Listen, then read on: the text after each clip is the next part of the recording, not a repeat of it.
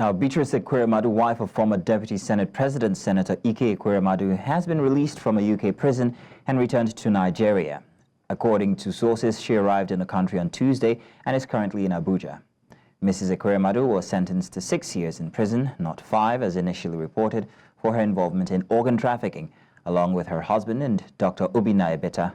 Her release sparked jubilation in her family's community in Enugu State. Now, we also begin here in Ogoni land, River State, where President Bola Tinubu has asked leaders and stakeholders in Ogoni land to put behind past grievances so as to support efforts in restoring the environment and remediation polluted lands in their community. President Bola Tinubu made this call as he received leaders and elders from River State to chart a way forward toward the cleaning up of Ogoni land. And here, Amadin Uyi reports. They arrived at the State House in their numbers, leaders of thought from several walks of life in River State. The meeting was chaired by President Bola Tinubu, with several cabinet ministers in attendance, the National Security Advisor, and the Governor of River State, Siminala Ifubara. Let me thank Mr. President for bringing us here, and we will be very patient to listen to you and to adhere to your instruction. The presence of this delegation is a testament to the Ogoni people's readiness to engage constructively in the pursuit of peace, justice, and a sustainable development. Their willingness to participate in this dialogue reflects a shared hope for meaningful progress and enduring solutions. Let us put the grievances of the past aside. It cannot heal the wounds if we continue to be angry. I know what to do in the memory of our beloved ones so that their sacrifices will not be in vain. Nigeria's Minister of Environment says that much has been achieved by the current administration, especially in its efforts to restore the environment in Ogoni land, situated in River State through remediation efforts. This administration has been doing very well because the project has been there for over 5 years. It's this administration and the commitment of the president that have gone so far. And I can give you some statistics. Number one is that when we came in, only one water project was commissioned. But as I'm talking to you now, 8 have been commissioned. So 7 have been commissioned under the administration of the president, our president, Bola Tinubu. In the area of remediation, what is the most important area we are trying to address, we have done about 36 sites. They have been completed and they have been certified as environmentally conducive for people to continue doing that. The Minister of Regional Development, however, urged citizens in the area to maintain a conducive atmosphere that will enable development to thrive. You have to talk about peace before you talk about it. So, like I said, it's all about bringing the peace to the people of Ogoni land. And once the different groups start to operate together, there'll be peace and there'll be resolution of it, and every other thing will follow. The meeting presents a big leap in the federal government's efforts to ensure the environment in Ogoni land is restored.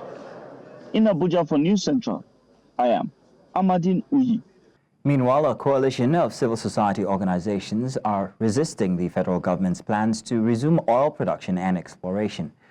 Besides a lack of proper consultation with leaders of Ogoni community, the civil society group says the government must address the long-standing grievances over environmental degradation before it can begin to drill oil again.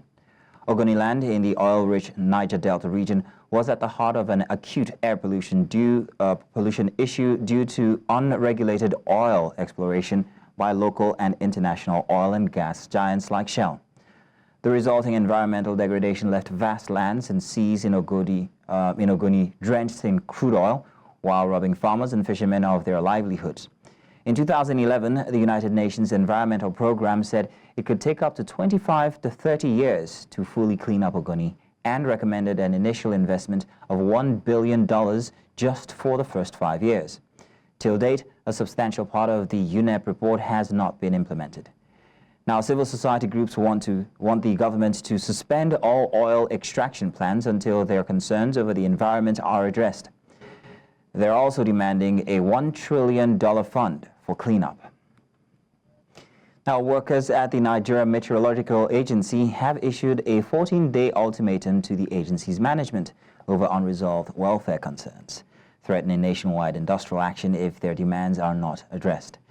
The unions, including the National Union of Air Transport Employees and the Amalgamated Union of Public Corporations, accused NIMET's management of neglecting workers' welfare and failing to implement critical policies such as settling 9 months' arrears under the 2019 Minimum Wage Act. Other grievances include non-payment of allowances, failure to implement a reviewed scheme of service, and non-compliance with ministerial directives. The unions have warned that unless the issues are resolved by 6 a.m. on February 4th, 2025, all NIMET workers will withdraw their services. The management has yet to respond to the ultimatum. Now, the next 3 days may be tough for the sector if the Federal Capital Territory, Abuja, as the Association of Resident Doctors commenced the 3-day warning strike over unpaid salaries, allowances, and other demands. Speaking at a press briefing in Abuja, the president of the association, Dr. George Ebong, said the strike followed expiration of the 3-week ultimatum issued last year. The association issued a 21-day ultimatum to the FCT Minister, Nyesom Wike, on December 23, 2024, to meet its demand. Dr. Ebong said the decision to embark on the 3-day warning strike was a result of a Congress meeting held by its members on Tuesday. And in the education sector, the Deputy Speaker of Nigeria's House of Representatives, Benjamin Kalu, has reiterated the commitment of the nation's parliament to improving education in Nigeria. The Deputy Speaker, while receiving a delegation from the University of Calabar, emphasized the critical role of education in nation building and highlighted his commitment to fostering academic excellence. As we approach the 50th anniversary of our great university, I'm reminded of the incredible legacy of excellence, incredible legacy of achievement that has defined UNICEF over the years. I'm proud to have been shaped by this institution, and I'm committed to continue to partner with UNICEF to advance the cause of education in Nigeria. Just last week, the acting dean of Faculty of Law sent me a text that he was here to see you, and they presented a lot of problems, including the fact that they are not too sure of the accreditation of the program. And you picked up that challenge and said they should send a list, a comprehensive list for the accreditation, and they are actually working on that. Again, I want to say thank you so much, Your Excellency, for always coming to our aid and supporting your alma mater, the one, the school you are very proud of, just the way we are also very proud of you. And now we go back to a previous story on the Ogoni cleanup and President Tinubu meeting with stakeholders as they ask for, first taking care of that land before any further explorations. And joining us now are two environmentalists, Akbubarai Celestine, he is in Abuja, while Dr. Fienface Dumna Mane is in Port Harcourt. You're welcome, gentlemen. Thank you very much for joining us. Now, Mr. Fienface, let's start with you. If you can please give us the true position of things in Ogoni land, considering that $1 billion cleanup was launched in 2018. Mr. Fienface, please. Having me. Good afternoon to you. Yes, thank you. Yeah. So in Ogoni land today, the message for the visit is spreading.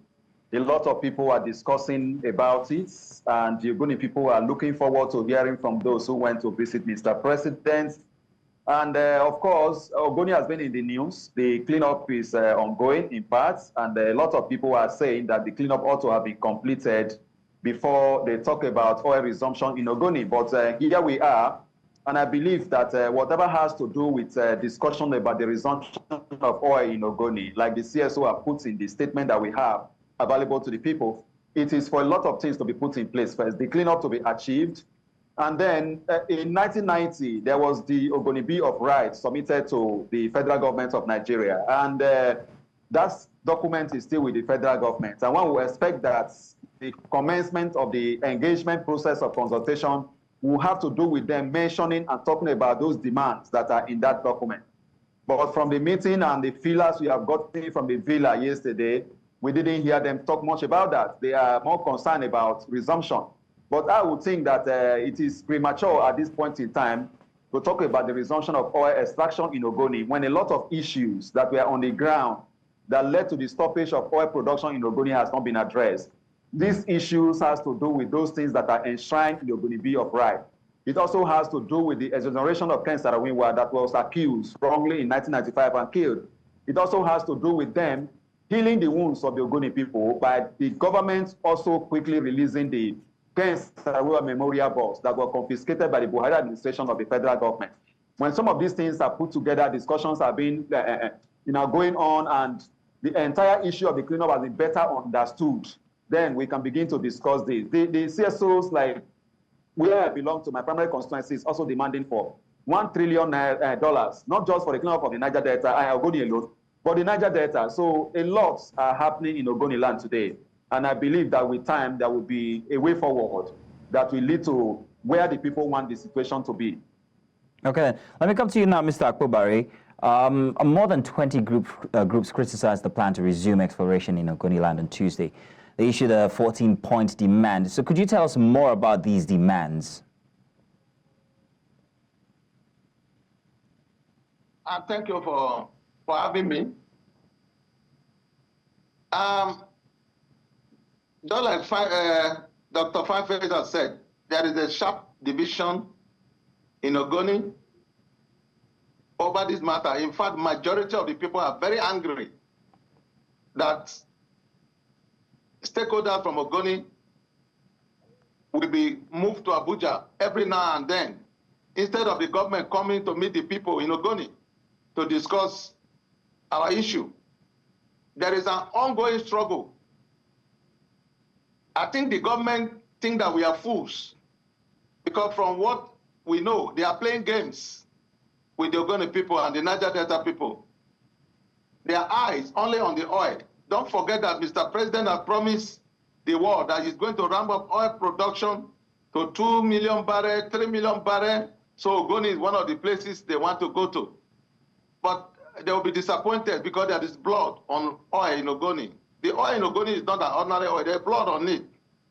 There's an ongoing struggle. You must remove the blood from the oil before you see the oil. Like Fanfare said, there needs to be healing.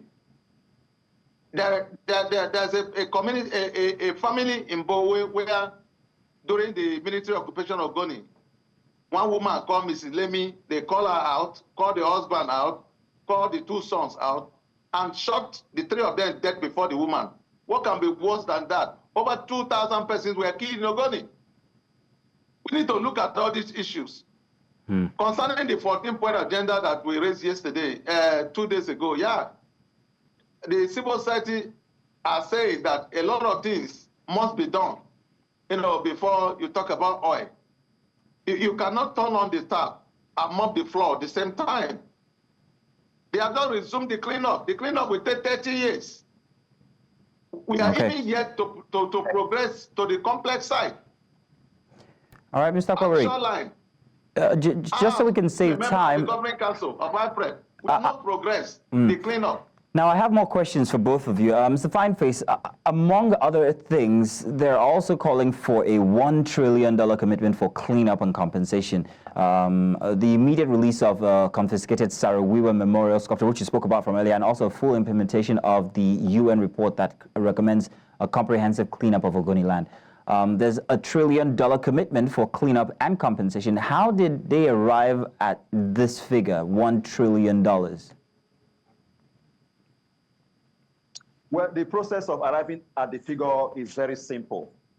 The Niger Delta region today, by virtue of its classification under the Niger Delta Development Commission Act, you have about 9 states. These 9 states are properly polluted. These 9 states have a population of about 40 million people. And these 40 million people whose sources of livelihood have been destroyed, who have been living with pollution, and if you compare all of this and pile up what has been lost, the $1 trillion is not even sufficient, but it is a place to start from. So when you look at that amount of money, when you spend it on the cleanup, you spend it on cleaning the human beings or by way of payment of compensation. And you also try to use that money to address other issues within the system. You will see that it's not even sufficient. So arriving at that amount of money, if you divide even the $1 trillion with 40 million people in the Niger Delta, you will see that what they are going to get is very meager. And all of the money will not be pushed into giving to people by way of compensation. Part of it will be used to carry out the environmental remediation of the Niger Delta. You recall the Bayelsa State Environmental Assessment Report that is even calling for $12 billion to be used to carry out the cleanup. The cleanup in Ogoni land today, $1 billion was earmarked for the first 5 years of the project. 5 years has elapsed. No new fund has been provided. And the cleanup is less than 30% completed. The complex sites, they are just about stepping into the complex site now. And the cleanup is said to be taking between 25 and 30 years. So we are still far away from the reality. So that is why I think arriving at the $1 trillion wasn't a big deal. And it's something that we can start with. We may even be needing more because the Niger Delta have lost resources that is worth more than $1 trillion. And by the time you insert that money into the Niger Delta and the entire polluted area, you will see that it's not even sufficient to address the situation that we have here today. Thank you, Mr. Fine-Face. And the life that has been lost as a result of this. Yeah, thank you, Mr. Fine-Face. Mr. Ekweremadu, let me come to you finally. I've heard it being said that Ogoni land locals have a storied history of resistance to oil extraction on their land. Do you think that that this describes the people or makes light of their demand?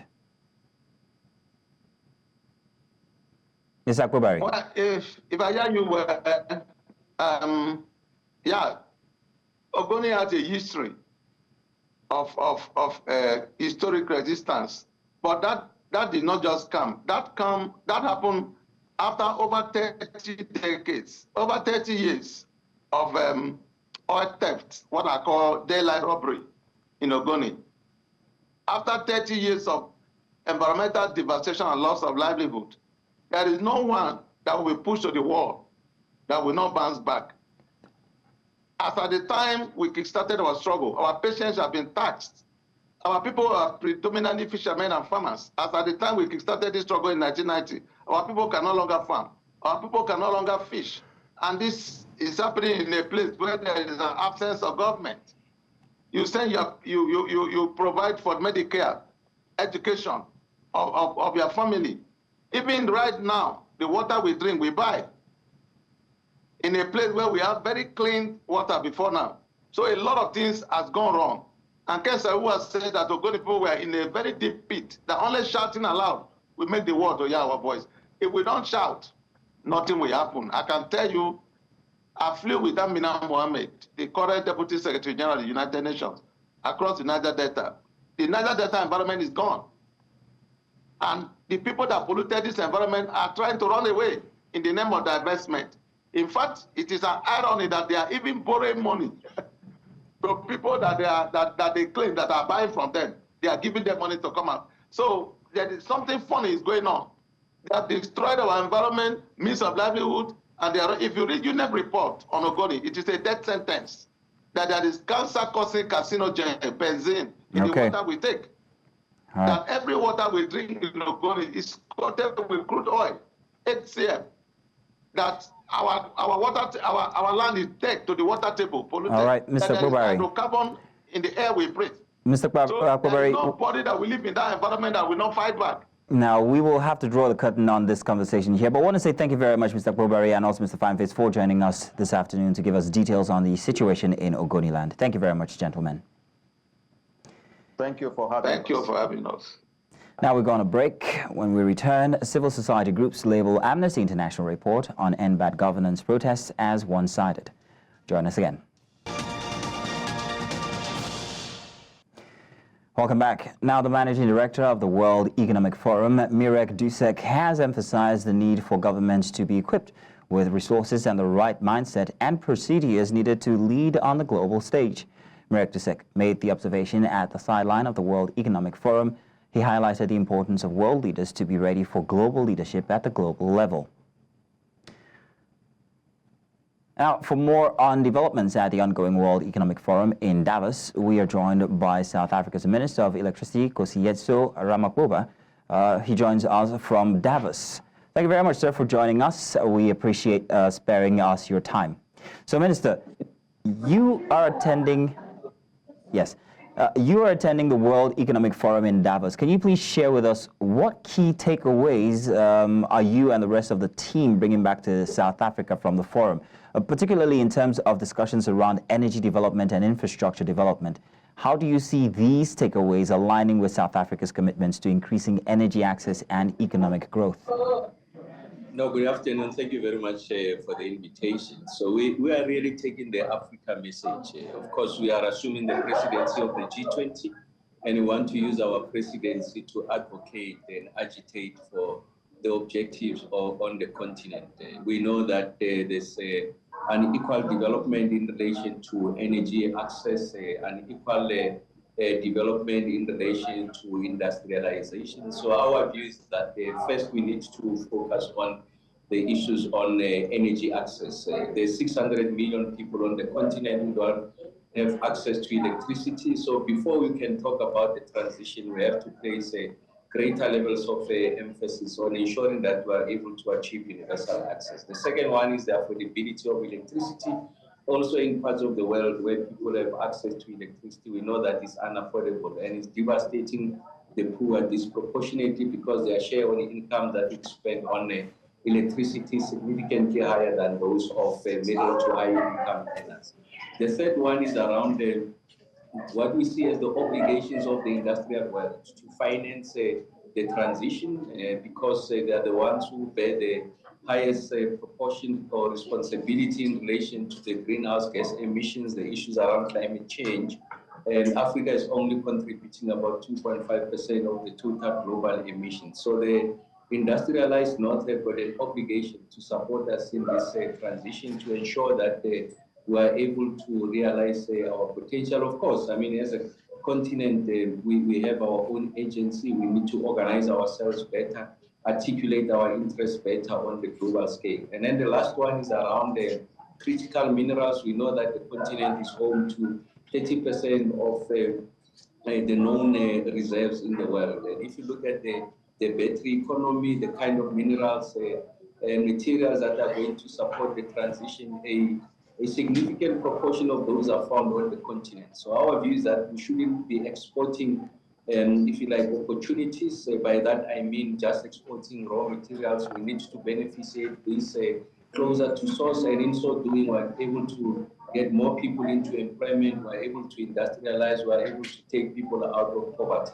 So these are the issues that we are articulating as South Africa, but significantly, these are issues of the continent and not just South Africa alone. Okay. I hear you on articulating Africa's interests there, Minister. But let's talk about President Ramaphosa's speech. Ramaphosa's address at the World Economic Forum emphasized South Africa's commitments to being open for business. Can you elaborate on what this means for the energy sector, particularly in terms of opportunities for foreign investment?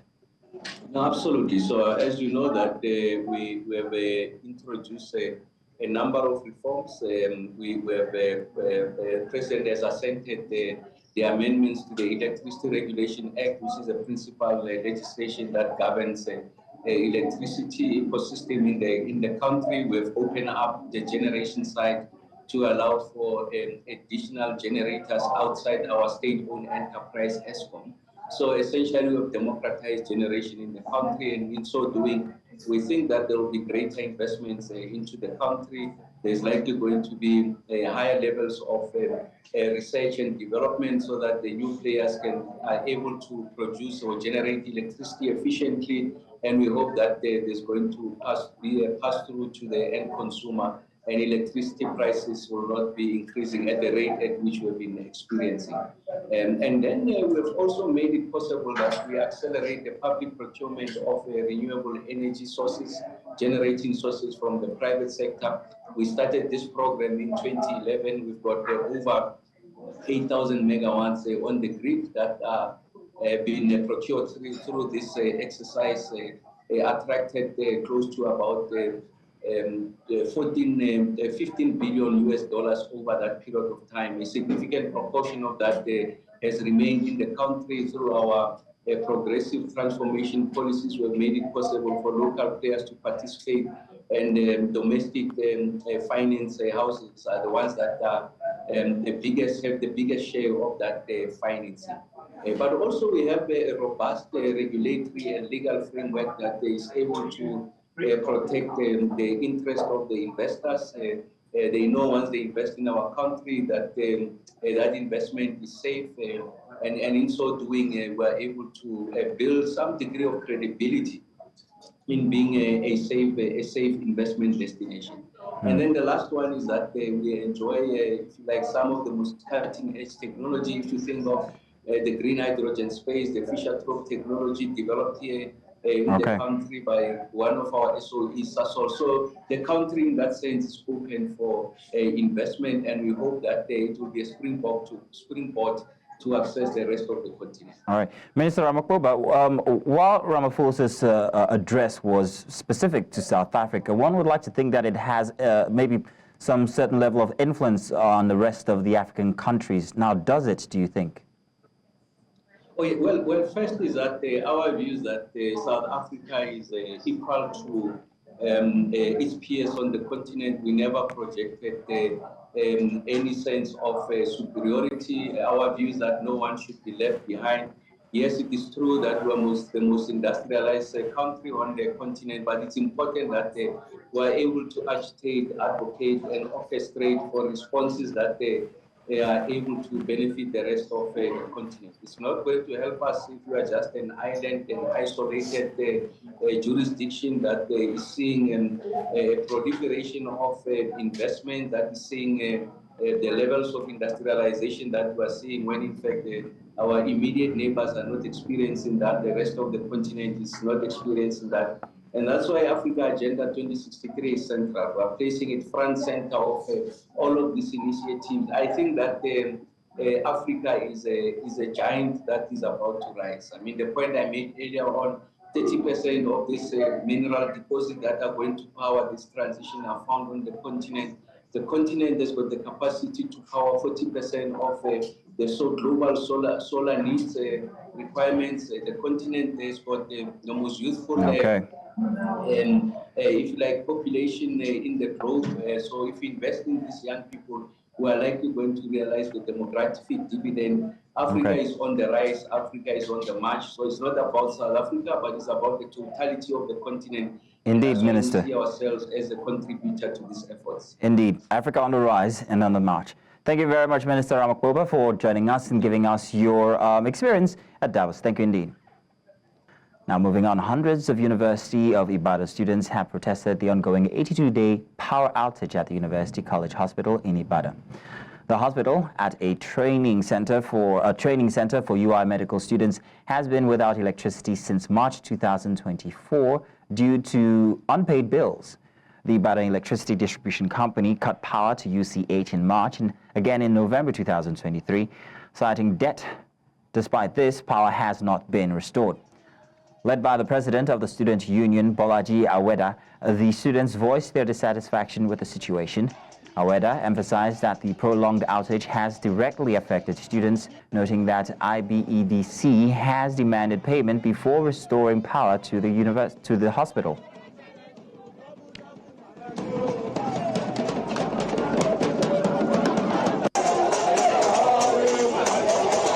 So we are here to protest against the persistent blackout in University College Hospital that has affected and crumbled the education of our fellow students in University College Hospital and by extension University of Ibadan. So the blackout has lingered for over 82 days now, and for over 2 months there has been no light at University College Hospital, which has affected the livelihood of our students. People cannot function normally. You understand what you need light for, especially for students who need to study and do a whole lot of things. So the lack of electricity here is why we're out on the street. street today. Yes, we have reached out to the school management severally, and it's a kind of power play between the University College management and then the University of Ibadan management. It's a joint business, and there are a lot of things to do with it. Schools in Nigeria who are currently facing the same blackout. Yes. Number two, the implementation of the 50% discount of tariff announced by the Ministry of Power last year in August. And number three, the reform of the health sector in Nigeria. Okay. The United Nations Children's Fund representative Christian Munduate and her team are currently in Zamfara State to gain a comprehensive understanding of the challenges faced by children, particularly in education, health, and nutrition. Now, the visit provides an opportunity for Munduate and her team to assess the situation, highlight the progress and impact of UNICEF's programs and interventions in the state, and strengthen the partnership with community leaders and other stakeholders in addressing these challenges. Now, joining us to provide more details is News Central's Sager Ibrahim, currently monitoring the UNICEF delegation's visit to the northwest Nigerian state.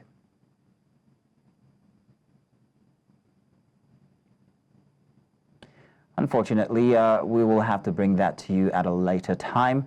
But let's go on a break now, and when we get back, more news. Welcome back. Tanzania's opposition Chadema party holds a leadership election in the coastal city of Dar es Salaam. Party supporters say they hope that whoever is chosen as leader helps bring unity to the party ahead of the East African nation's general elections due in October. Tanzania's ruling party had on Sunday nominated President Samia Suluhu Hassan as its candidate. Hassan took office in 2021 after the sudden death of her authoritarian predecessor John Magufuli. Wa uchaguzi ni mzuri na umezingatia kanuni, sheria na taratibu za chama chetu. Na kimsingi baraza la vijana, baraza la wanawake, baraza la wazee, chaguzi zimekwisha kufanyika na kiwango cha juu kabisa cha demokrasia kimeenda kuonekana. Uchaguzi huu ninatarajia atakayeshinda ana jukumu kubwa kabisa la kuwaleta wanachadema pamoja, kwa sababu uchaguzi uleta mpasuko mkubwa, lakini atakayeshinda tuna imani kabisa atawaleta pamoja Chadema ili tusonge mbele kama timu moja. Mimi ambacho natamani kukiona kwa sasa, kwanza uchaguzi ukienda kwa haki, bila dhuluma yoyote, bila changamoto yoyote. Maana yake tutakapomaliza mchakato huu bila kuwa na tatizo la aina yoyote, mimi naamini tutakuwa pamoja, tutashikamana ili kwa ajili ya kuhakikisha namna gani tunakwenda kwenye mchakato wa uchaguzi ndani ya uchaguzi wa kiserikali mwaka huu.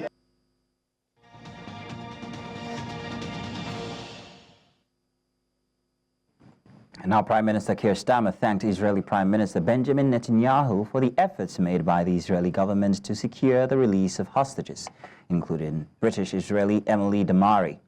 Starmer described the moment Emily was reunited with her family as wonderful, but also highlighted the ongoing human cost of the conflict. The two leaders discussed the fragile ceasefire between Israel and Hamas and agreed on the need to work toward a permanent, peaceful solution that guarantees Israel's security and stability. Starmer emphasized that the UK is ready to support a political process that could lead to a viable Palestinian state. He also stressed the importance of ensuring uninterrupted humanitarian aid to Gaza to support the Palestinians in desperate need. The ceasefire agreement between Israel and Hamas took effect on Sunday, marking the beginning of a three-phase deal.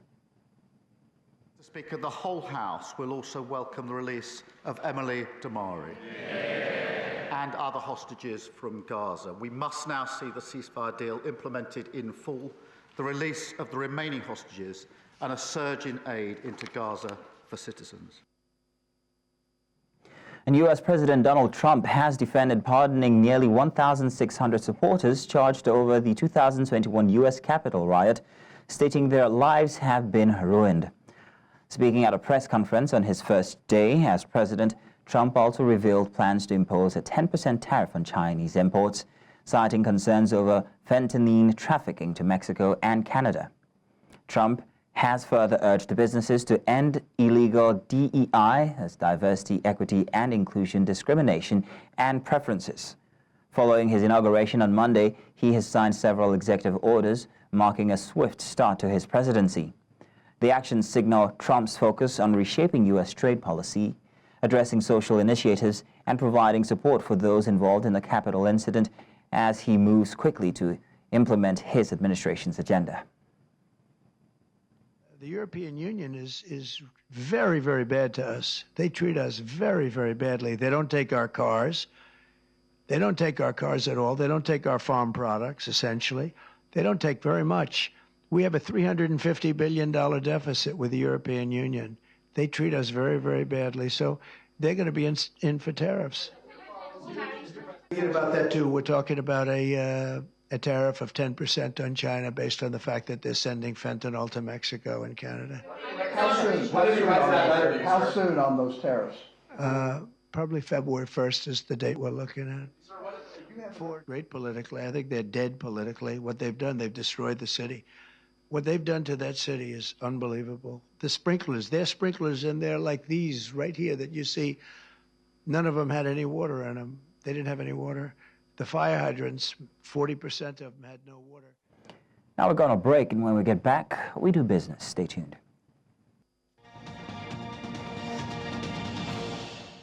Welcome back. Now business, the National Bank of Angola has kept its main interest rate unchanged at 19.5% for the fourth consecutive meeting, citing a slowdown in inflation despite its high levels. Inflation eased to 27.5% year-on-year in December, down from November's 28.41%, following peaks in mid-2024. Governor Manuel Tiago Diaz announced he highlighted Angola's improving economic outlook, with the economy estimated to have grown by 4.4% in 2024, surpassing earlier projections of 4%. The decision reflects the central bank's cautious approach to balancing economic growth and controlling inflation in the oil-rich southern African nation. And gold surged to its highest intraday level since November, trading at $2,754 an ounce as safe haven. Now, demands rose following President Donald Trump's tariff threat. Trump proposed a 10% levy on Chinese goods, citing fentanyl concerns, and reiterated plans for 25% duties on Canadian and Mexican imports. Investors are weighing the inflationary impact of Trump's policies, which could constrain the Federal Reserve's monetary easing. While higher rates typically challenge gold, the metal continues to benefit from geopolitical tension and robust central bank buying. Other precious metals, include silver and platinum, also saw gains as the dollar held steady.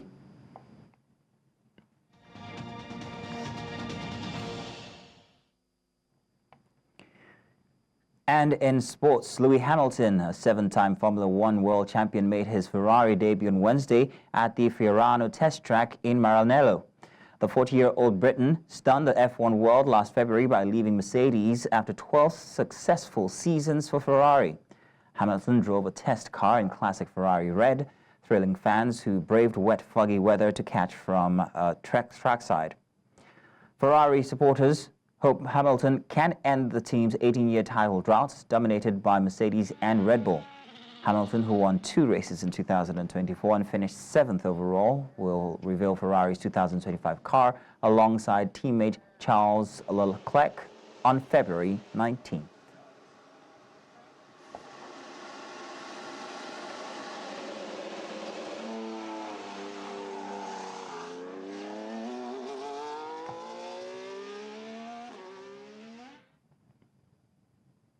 Now, Kylian Mbappe revealed that a change in mentality was key to overcoming his early struggles at Real Madrid after joining from Paris Saint-Germain last summer.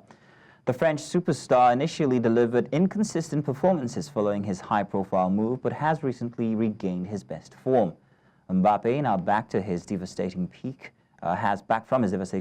has become instrumental in Real Madrid's attack, silencing critics after a shaky start in the Spanish capital.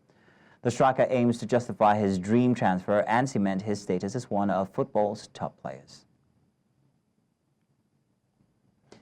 And that's all the news this hour. But first, let's give you another take on some of the major stories that we brought your way. A wife of former Deputy Senate President Beatrice Ekweremadu released from a prison in the UK. And resident doctors in FCT begin 3-day warning strike. And we also told you that UK Prime Minister welcomes British citizen released by Hamas. Now do remember that you can watch News Central live on the STV, Channel 422, Star Times, Channel 274, Avo TV, and of course on YouTube. Many thanks for watching. My name is Mazino Appeal.